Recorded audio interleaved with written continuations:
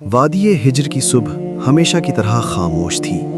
سورج کی سنہری کرنیں پہاڑوں سے ٹکرا کر پورے صحرا میں پھیل رہی تھیں۔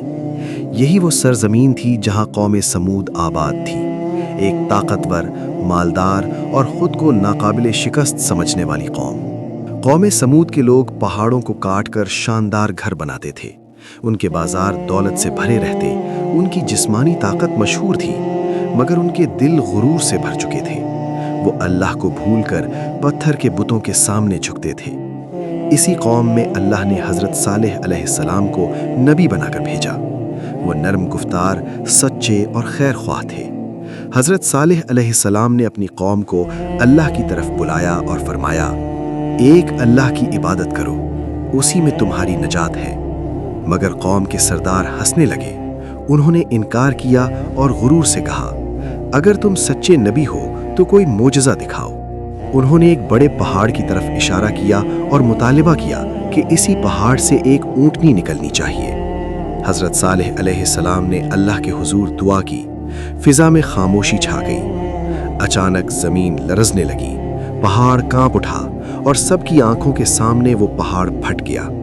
اسی لمحے ناقۃ اللہ کی نشانی پہاڑ سے ظاہر ہوئی، ایک عظیم الشان، پرسکون اور نورانی اونٹنی۔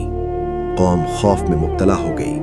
حضرت صالح علیہ السلام نے فرمایا، یہ اللہ کی نشانی ہے، اسے نقصان نہ پہنچانا۔ اس کا ایک دن پانی ہوگا اور ایک دن تمہارا۔ کچھ دنوں تک سب کچھ ٹھیک رہا۔ اونٹنی کنویں سے پانی پیتی اور اس کا دودھ پوری بستی کے لیے کافی ہوتا۔ یہ اللہ کی بڑی نعمت تھی، لیکن غرور اندھا کر دیتا ہے۔ چند بدبخت لوگوں نے سازش کی۔ رات کے اندھیرے میں انہوں نے ناقۃ اللہ کو قتل کر دیا۔ حضرت صالح علیہ السلام کا دل غم سے بھر گیا۔ انہوں نے فرمایا، اب تم پر اللہ کا عذاب آنے والا ہے 3 دن کے بعد۔ پہلا دن آیا، چہرے زرد پڑ گئے۔ دوسرا دن چہرے سرخ ہو گئے۔ تیسرا دن چہرے سیاہ ہو گئے۔ خوف اور ندامت ہر طرف تھی۔ پھر ایک ہولناک چیخ سنائی دی۔ زمین زلزلے سے لرز اٹھی، پہاڑ ہل گئے اور قوم سمود ہمیشہ کے لیے ختم ہو گئی۔ وادی ہجر خاموش ہو گئی۔ پہاڑوں میں تراشے ہوئے گھر ویران پڑے تھے۔ صرف ایک سبق باقی رہ گیا، غرور تباہی لاتا ہے اور اللہ کی نافرمانی کا انجام ہمیشہ ہلاکت ہے۔ حضرت صالح مومنوں کے ساتھ اس وادی کو چھوڑ کر چلے گئے۔ پیچھے صرف خاموشی، ویرانی اور عبرت رہ گئی۔